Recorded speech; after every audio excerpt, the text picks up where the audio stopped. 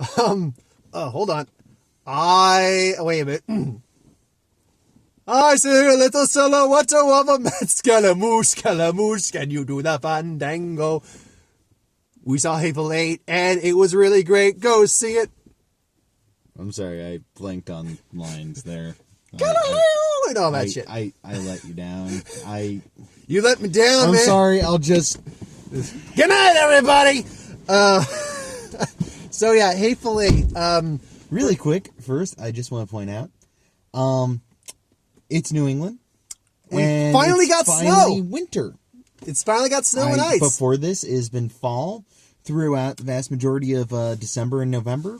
And now... It's been near spring level, actually, in December. Yeah. Now we actually finally have snow and ice, and it's fucking cold. And it sucks. Welcome to England. Actually, Not necessarily sucks. I like winter fine, but we got so spoiled with not having it till now that it's a little... Well, I think another part of the problem is the fact that, suddenly out of nowhere, we don't get just plain snow. No, we get sleet, we get snow, ice. And a tiny bit of snow. And then it gets warm enough to ice. melt the next day and freezes during the next night. Yeah. Thankfully, it's not that bad. Yeah, at least it ain't that Wyoming blizzard in that movie. Ooh. Jesus. So yeah, Hateful Eight, we both saw it. Mark's a little on the fence at how he feels about it. Great movie. I personally think it's a great movie. Long. Needs a little trim down, I think. But I think that'd be like one of the few minor complaints I'd have about it. I think it does need some editing. Honestly, I don't think it should be edited. My beard even blends into the blackness. I don't think it should be edited at all, because I think to edit anything is to take away from the movie, because it just feels like every shot is as it should be. No, even if they're they hold it for too shots, long. Well, if you were to take them away, it just wouldn't have the same impact. I agree with you too, and I agreed when we spoke outside the cut that it adds the intimacy and the actual tone and atmosphere of the movie, but some shots just hold it unnecessarily long for no reason whatsoever. Like the shot of the horses occasionally just held too long when we see them run, like galloping up. Yeah, but see, that's the thing is, it felt like that should be there, and if you were to edit that, it would take away too much. Quite possibly. I mean, I'd like to see anyone do a fan edit of it just to see if it would maybe work better. But honestly, I'm not going to complain to anyone if they like it this way. Granted, it's near 3 hours long. If you're going to see this movie, be prepared for a sit. It also felt like at some point someone was like, yeah, you need to edit this a little bit for theaters. And he actually trimmed down a bit. He starts narrating at one point, too, because you made a point of it. What was it, Chapter 4, I think. I think it was Chapter 4? Chapter 4. All of a sudden... The movie's spaced out like it is in Pulp Fiction, where we get a cue card, and it's spaced off in chapters, basically. It's like chapter 1. Each chapter has a title. Each chapter has a title. Well, when Chapter 4 comes around, we suddenly get Quentin Tarantino out of the blue narrating. We're like, what the fuck is this? Well, we've seen each chapter until that point, yep, where it just flashes up, title card, goes away, continues. With this, and you get passage of time with this one, title card comes up, is sitting there. You're like, okay, well, the action's about to start. Then all of a sudden, it was at that point that they realized that this person had done this. Like, what? What?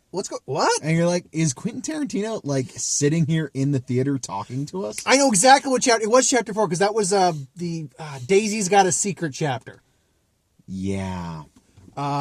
Which, well, we might as well get to the characters. Hateful Eight has these 8 characters.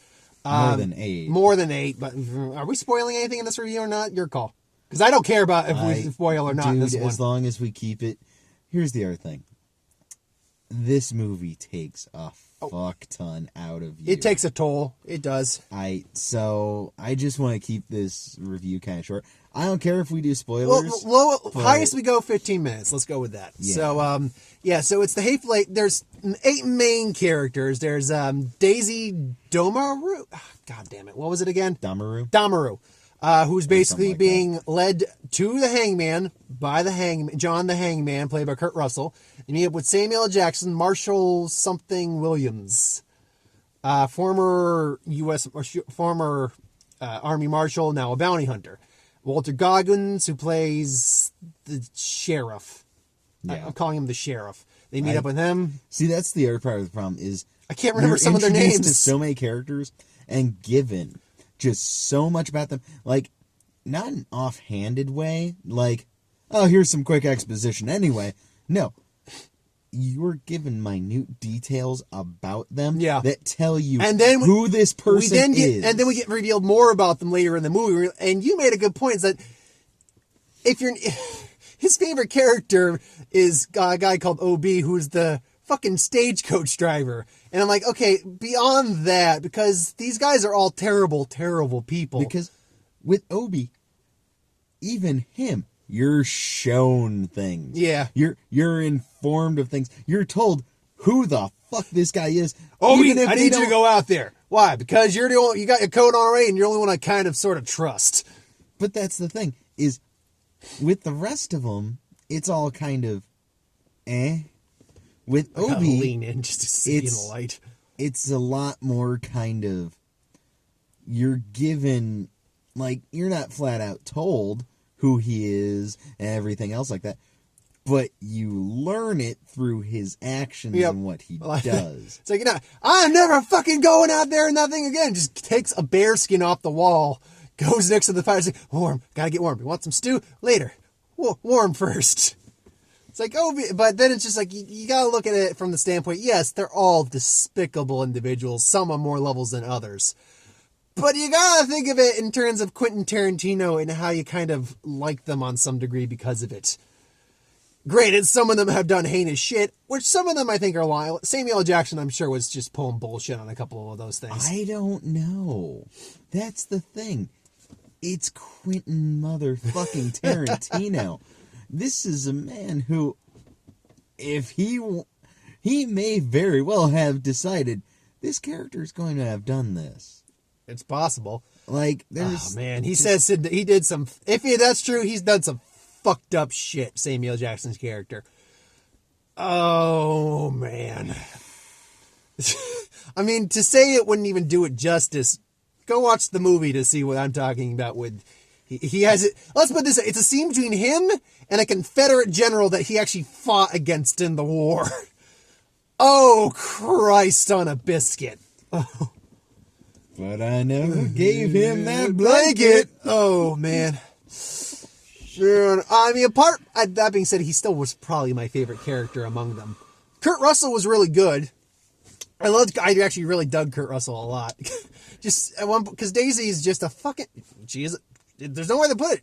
She's a horrible scumbag bitch. She really is a terrible person. So when she's just bad-mouthing him at one point, she's like, Daisy, we gotta work out a system. Just elbows her in the face. Whenever my elbow goes to your face hard, that means shut up. And it wasn't just, a light kind of... Oh, no. The violence of this. It was... Just boom! Oh, it looked like an actual... Like, it looked like he possibly broke her nose. And her nose was bleeding, too. He also hit her with the butt of his gun at one point, too. And her head was bleeding. Yeah. Oh, fuck, man. Quentin Tarantino can do two things amazingly by all else. Dialogue and violence. And directing. Oh, well, I mean... Because, let's not forget... the directing is These superb. people put in some amazing fucking performances. I said this outside the car. I like to think, and it's not, but I like to think that Samuel L. Jackson is nothing more than old man Django. After his wife passed away, he somehow joined the army only to get captured and then became a bounty hunter once again. That's what I would like to believe. I know it's not true, but a guy can have his fun little fantasies. Oh, man. Well, a great way I heard this compared to, and it's a great analogy, it becomes at one point Clue in the Wild West with Quentin Tarantino. It's a whodunit story at that point, and why? The level of fucking detail throughout the movie, yes. Just... Quentin Tarantino went over the fucking top. Man. And just... It is very hard for me to talk about because This is a movie. You got to experience it. You really got to experience it. It's fucking. Can you imagine this either just in the XD theater or in IMAX? Oh man. Because there's a huge fucking body count and tons of blood. Oh god! Like I think I'm not going to spoil who. Oh no! But at one point, 2 characters get poisoned, and it's kind of like what was you said that episode of Family Guy with Ipecac, right? That projectile when vomit they're just gratuitous vomiting over and over and over and over again. It was like that, but with blood. They were vomiting blood everywhere. See, I can't say I want to spoil who makes it out of the movie, because I think that's something everyone needs to kind of... Yeah. Just let's be clear. I'm actually trying to remember what movie it was, or show, or whatever else this quote comes from. Mm-hmm. It's just, oh my god! There's blood everywhere! Everywhere! Oh god, that does sound familiar. I don't recognize it. I'll say this though. Most of these individuals aren't making it out of the movie. I'll leave it at that. Because I don't think any of that surprises anyone watching this right now. Just the soundtrack was great too. The soundtrack was sometimes it was actually Western, and sometimes it was more like a modern song that just fit. Yeah, that's another thing Quentin Tarantino just does well. He just finds the right song to go in there. Here's the thing. Quentin Tarantino is so fucking insane and out there and everything else like that.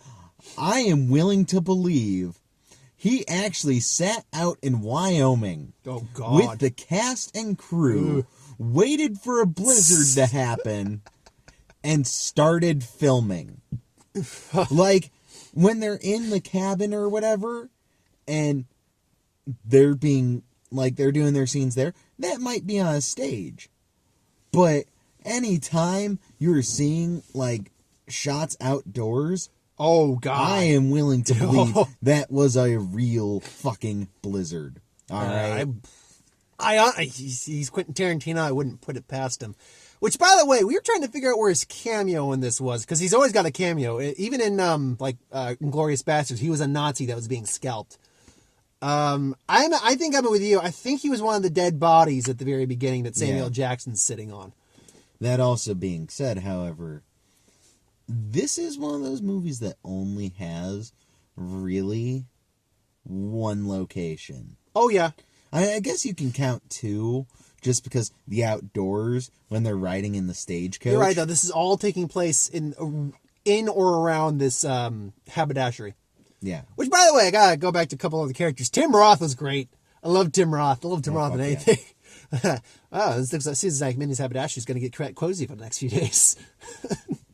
Walter Goggins, I really enjoyed Walter Goggins, especially near the end. Oh, well, again, he's the sheriff. Yeah. I enjoyed him near the end. I mean, Jennifer Jason Leigh was good acting. I loved her, but I mean, she is probably one of the most detestable individuals in this entire movie. They're all just they're all hateful on so many levels. Yet you like some of them for certain reasons. You just there's a great way to understand this. They're all terrible people, but it's kind of like Spawn. Spawn is not a good individual, but he's your protagonist through this. I guess. Okay, dude, let's put it this way. Spawn, is he a good guy? No. But you know what? He's trying to be, so I can at least, give Spawn some level of credit towards, well, he's trying. Okay, anime reference. Until he actually went good. Vegeta from Dragon Ball Z. He's not a good guy, really, at all. He's trying. No, he's not. Half the time he's not. He doesn't give a rat's ass. He is self-indulging. Yeah, but you know what? Half of them are bounty hunters. They hunt bad guys. No, I'm sorry. I don't think either of those characters are as bad in any way, shape, or form. Vegeta destroyed planets of innocent people. You're really gonna say that's not as bad?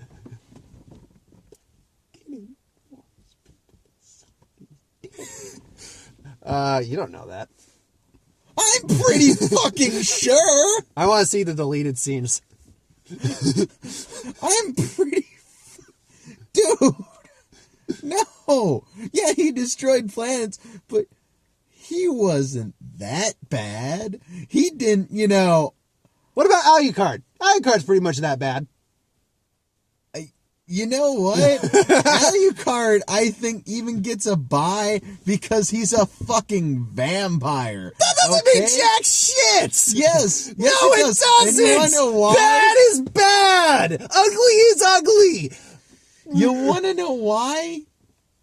Because you're a fucking vampire to that level. Whatever. Work with cards fate has dealt you. These people, fate didn't deal them these cards. They decided, well, fuck everyone. Vegeta, they were like, oh yeah, here's your new job. Do this or I'll kill you. Okay. These guys, no. Samuel L. Jackson could have, after the Civil War, just been like, hey, I think I'm going to go buy a house in Boston and live a nice, quiet, peaceful life. Do you think that would have stopped people going after his head? Move to fucking Canada.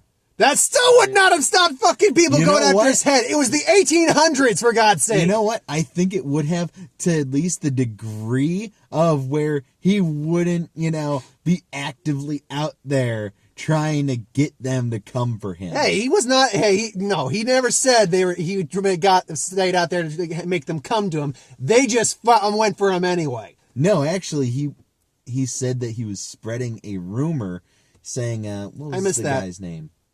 The Fogel? Or something like that? That some dude was up in that neck of the woods, and they kept, trying to come there to find that guy, but instead of finding him, they just found him. They found Samuel L. Jackson. He kept saying that throughout the movie. That, these people kept trying to come up here. But they didn't find no treasure. They found me. Yeah. So... I don't know. I mean...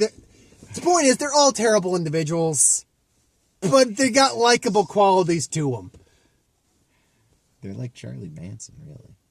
Okay, they're not that fucking bad. Really? I would say they're not that bad. Oh, I'm sure. Charlie Manson murdered innocent people for no fucking reason apart that he was batshit crazy. We don't know why the fuck there's a $10,000 bounty on fucking Daisy. Yeah, she's a criminal. She's a cold-blooded killer. Yeah, so is Charlie Manson. Yeah, no, okay, no, but I'm comparing that to say, Kurt... No, that's different. She's the one who actually had the fucking bounty on her head. I was talking about, Samuel L. Jackson, Kurt Russell, and those kind of guys. Oh, I get it. I wouldn't say they're Charlie Manson bad. Still. Especially not Kurt Russell. Kurt Russell's, the only one who's got even somewhat moral fiber to him. My point is, all these people are fucking hateful and spiteful. But I think that's the point. And there's something likeful about them. But that doesn't take... that almost rhymed. That they're all hateful and spiteful. Which, by the way, he checked this, and I'm not certain if Quentin Tarantino did this on purpose.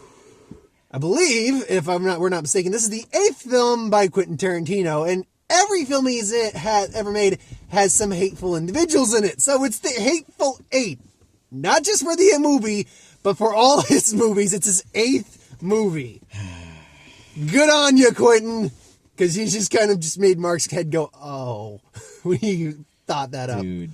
Also, I want to point out that Quentin Tarantino put a fuck ton of detail into this. God, yes. Absolutely did. There are minute fucking details to where if you're paying attention, you can probably piece together what's going on before the main characters do. Yeah, I mean, we went over time, but whatever. I've got 38 minutes for this, so we're good.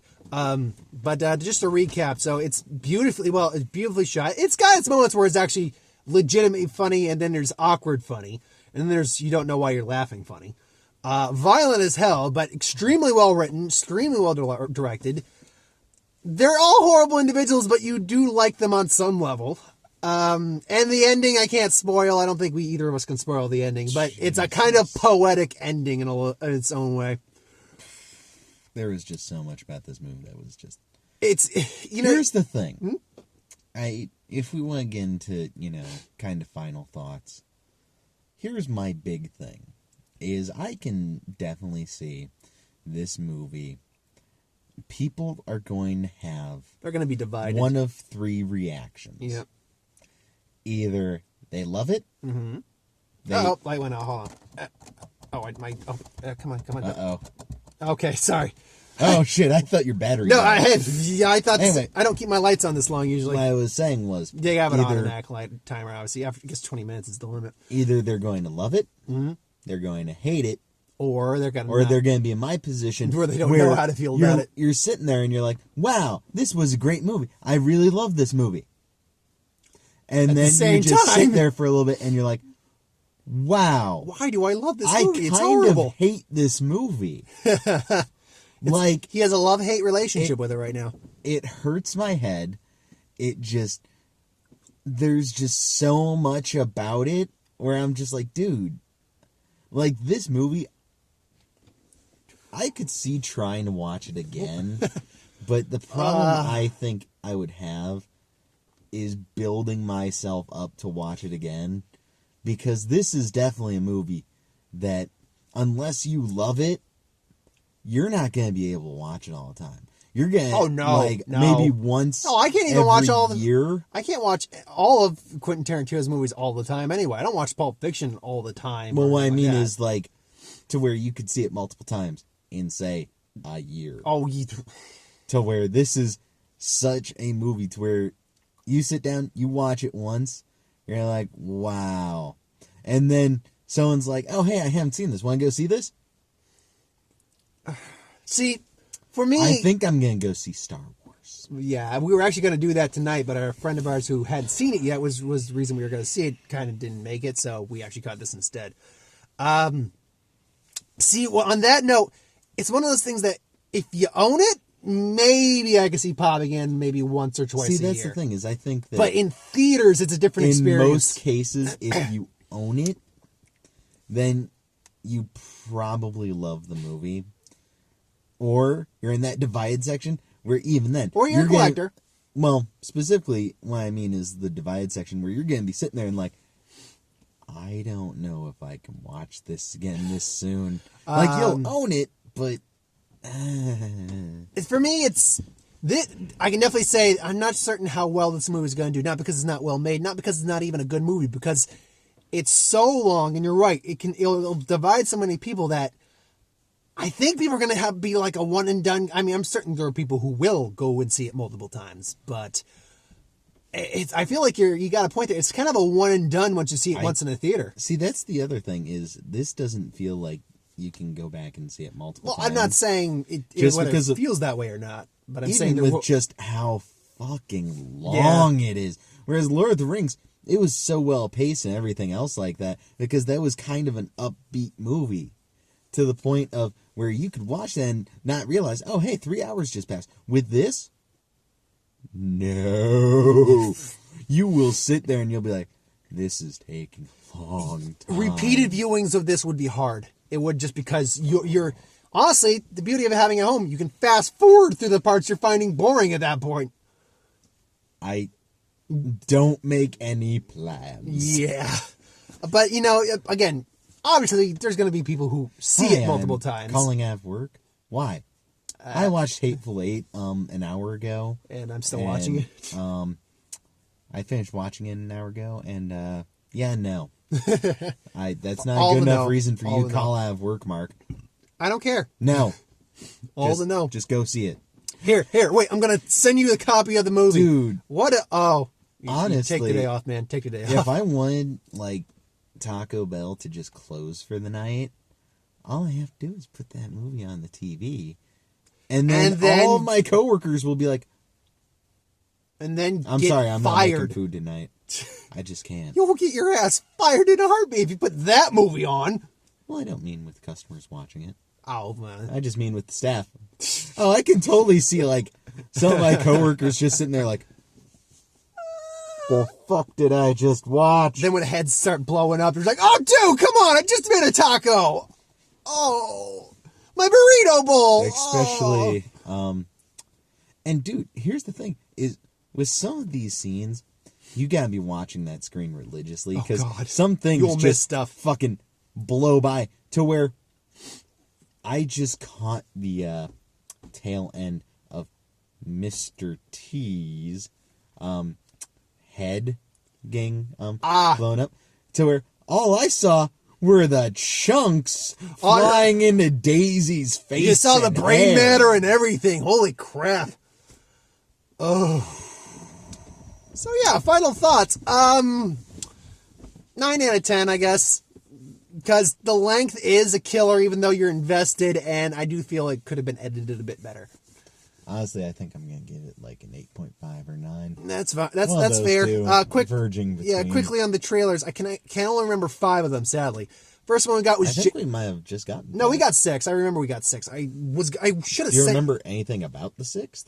Not off the top of my head, and it's bugging me. Maybe I'll remember as I'm going on. But we got Jane's Got a Gun, Natalie Portman, Earl McGregor, and Joel Edgerton. That looks good. Here's the thing. I know that's had a lot of problems attached to it too. The trailers with this, honestly, look like they didn't know what fucking trailers to put with this. So they just put movies that the people that are in this are in as well. Or, in the case of Jane's Got a Gun, it's a Western. Oh, hey, here's another Western that's coming out. Also, this movie had a lot of problems, apparently. They, lost directors, twice. Joel Edgerton was supposed to play the bad guy, then the good guy dropped out, and then he switched over to the good guy, and they got Ewan McGregor. Jude Law was originally attached to this movie, and they got delayed, and oh man, there was like a clusterfuck that went on with this movie. But regardless, I don't know if this movie's going to be that great. Whatever. Anything's possible. Brothers Grimsby, the one with Sacha Baron Cohen and Mark Strong. Oh, that looked fucking That looked funny. Dude, I loved that line. I loved your reaction to that one line. It's like, I can see why you love guns so much. It just separates you from the guilt of it all. Sacha Baron Cohen is playing a British soccer fan who his brother is basically Agent 47. Basically. And then we had, now I'm actually blanking on a couple other ones. It helped me to remind me. We had that Night of Cups with Christian Bale. I want to save that for the end. We'll save that for the end then. Oh, fuck. I remembered them too. And now Eye in the Sky. Eye in the Sky. Which, after watching the trailer and seeing the line, in the Doctor Strangelove, basically. Kind of like in the vein of Doctor Strangelove. Like, okay, so this is a satire a little bit more than actual serious of it. Yeah, if you actually listen to the dialogue going on in that scene, it's actually a satire. Dude, I'm sorry, this did not look like satire. Oh no, it didn't look like it. It's being treated as an actual serious thing. This doesn't. It didn't even sound like satire. No, if you actually listen to the dialogue carefully, it's actually somewhat of a satire of situations. Like what? Watch Doctor Strangelove, and how do I No, I've seen Doctor Strangelove a shit ton of times, but here's the thing, is I'm seeing a difference here where Doctor Strangelove is satire, kind of funny. This? Yeah, I can... This looks like it's going to be a serious kind of drama that is a commentary more so than a satire. Oh, don't get me wrong, it's a commentary, but I'm pretty certain it's a bit of a satire. I guess we'll have to see. Fuck, I can't remember the other... I mean, again, there's Night of Cuts. We'll get to that one in a second. I listed 5 outside the car, and I couldn't remember the 6th. Let's see. Give me 1 second. Jane's Got a Gun. Brothers Grimsby. Eye in the Sky. Night of Cups. Fuck. Do you remember what happened in the other one? I'm trying to remember. What was going on? Was what an action, comedy, actors, actresses... Hail Caesar. Hail Caesar, thank you. That was the other one. That looks funny. That looks very funny. Oh, yeah, that looks great. That's from the Coen brothers. Haven't we talked about that one before? We might have. Yeah, because I know we've gotten that trailer Yeah, before. but no, Hail Caesar, it looks great. Can't wait to see that. And then, because I can't remember the fucking 6th one, and I really wish I could, I should have just sent you the text. Next time I'll just send you the text. Night of Cups. I got this trailer when I saw Big Short on Sunday. I don't understand what the fuck it's about at all. This looks like a pretentious piece of crap, full of itself, overindulgent, fucking art house. Look at me. Here's the thing. I like the people. What does it mean? What does it mean? Ask me what it means. What does it art mean? Movie. And I like the actors there. I like Natalie Portman. I love Christian Bale. Antonio Banderas is in there. I just don't give a rat's ass about this movie. I'm sorry. I don't even know how you fucking noticed any of them. The only one I know is because it kept going to his face was Christian Bale going. Oh, and Cate Blanchett, too. I forgot Cate Blanchett. Cate Blanchett's the blonde woman, Natalie Portman's the other girl, and then you hear Antonio Banderas' voice say, sometimes you want raspberries, sometimes you want strawberries. Everything is upside down! Ask me what it means! Yes, what does it mean? I wish I could tell you. It's a secret that I will not be seeing unless I have no fucking choice. And you know what? Knowing my luck, I'm going to have no fucking choice. I'm going to have to see that. You know what I'm actually reminded of? To close out the review. You haven't watched fucking Moon Meme City. No. But in one of the episodes, freaking Rob Lowe's character makes his own like little movie. And it is just full of nothing but artsy fucking bullshit. Lovely. It reminds me of that. Okay, well... Thanks for watching. I hope you enjoyed. Like, comment, share, subscribe. And as always, if you want us to review something, put it in the comments below. We'll get to it at some point. I have a couple Star Wars videos up tomorrow, and I got no other plans to see movies this week. I'm done for movies this week. So, good night, everyone. What does it mean? You'll never know.